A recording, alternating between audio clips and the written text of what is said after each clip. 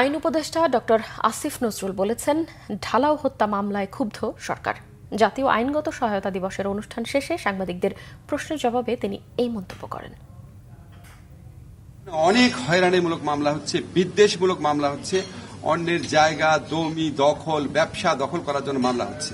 এগুলো অত্যন্ত আনফরচুনেট, অত্যন্ত পরিতাপের বিষয়।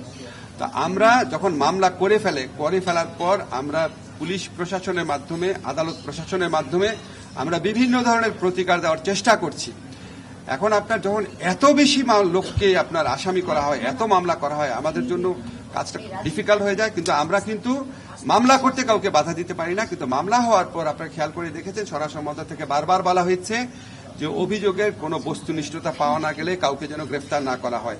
ইরেশ জাকেরের নাম বলেছেন, এরকম ছাড়াও আরো অনেক ক্ষেত্রে কিছু কিছু মামলা হয়েছে যেগুলি আসলে আপনাদের কাছে আমরা একটা অনুরোধ করব, এই মামলাগুলো যারা করে আপনারা একটু তাদের কাইন্ডলি খুঁজে বের করেন না, খুঁজে বের করে তুই মামলাটা সম্পর্কে জিজ্ঞেস করেন, তাদের উন্মোচন করেন। তারা যেই হীন উদ্দেশ্যে বা তারা যদি কোনো হীন উদ্দেশ্যে, শত্রুতামূলক উদ্দেশ্যে, অন্যের ব্যবসা, জায়গা, জমি দখলের উদ্দেশ্যে বা চাঁদার উদ্দেশ্যে যদি তারা এই ধরনের মামলাগুলো করে থাকেন, আপনাদের কাছে আমাদের অনুরোধ, আপনারা তাদের ভূমিকাও এক্সপোজ করেন।